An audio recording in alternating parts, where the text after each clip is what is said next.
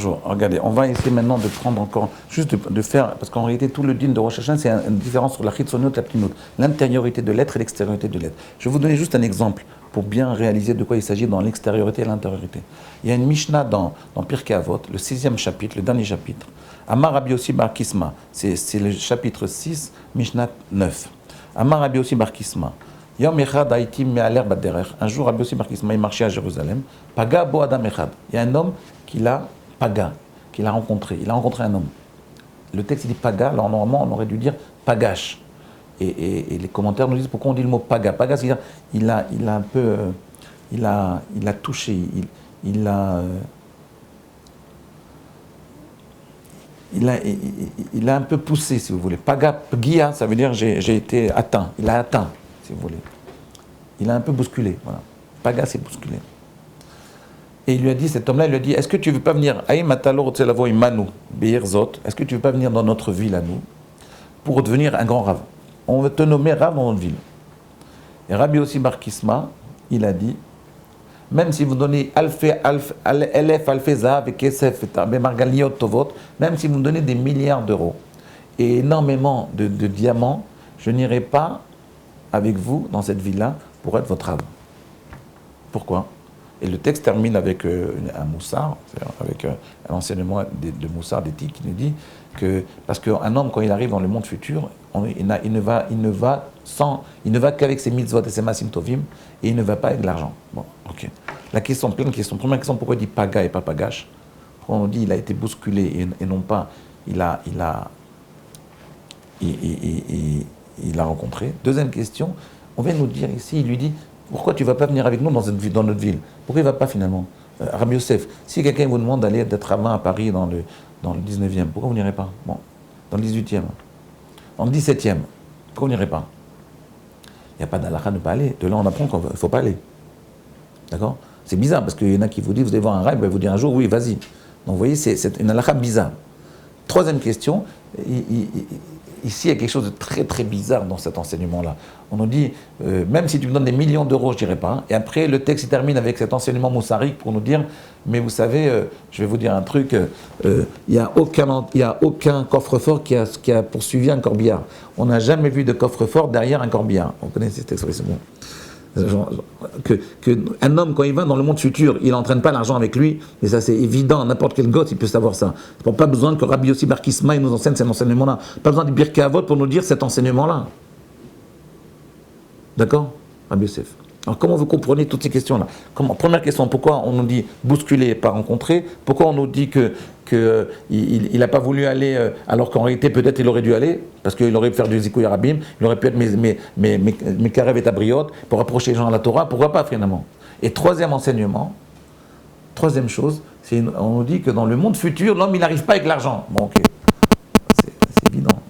Est-ce que tu as un truc plus nouveau que ça? C'est la chose la plus basique, vous voyez, tout le monde sait ça, même les chrétiens ils savent ça, tout le monde sait qu'on n'arrive pas dans le monde futur avec l'argent. Bon, okay, pas chute. En réalité ici, l'enseignement il est très profond. C'est Rameau Chaper qui m'avait dit ça, mais moi je ne me rappelle plus si c'est lui qui avait dit exactement ce que je vais vous dire maintenant, écoutez bien.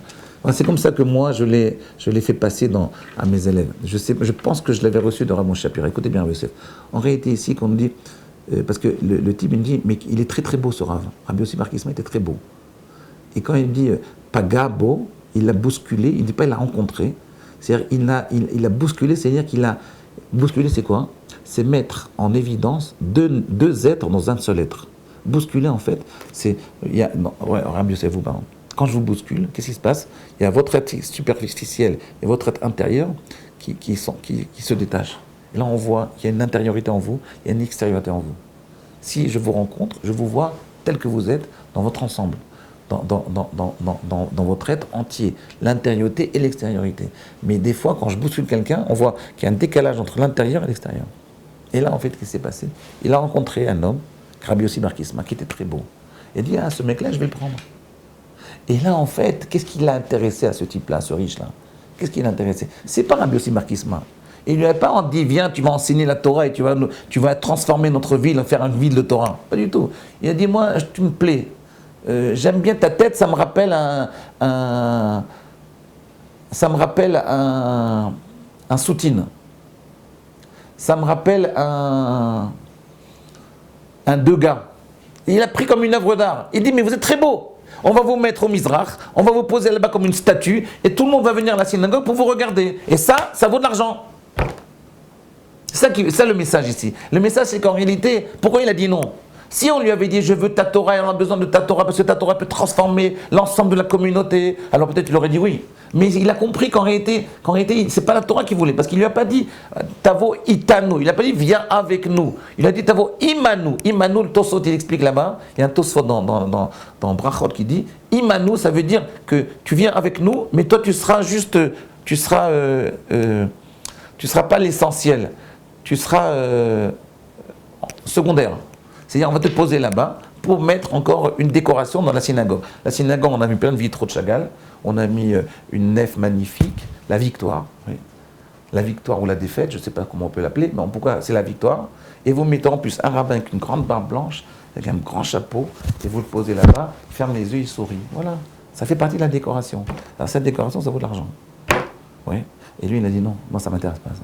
C'est ça qu'il veut nous dire ici. Quand il nous dit que en réalité, parce que je vais vous dire ce que ça veut dire. C'est que dans l'être humain, il y a deux parties. Il y a la partie extérieure, celle que vous montrez aux autres.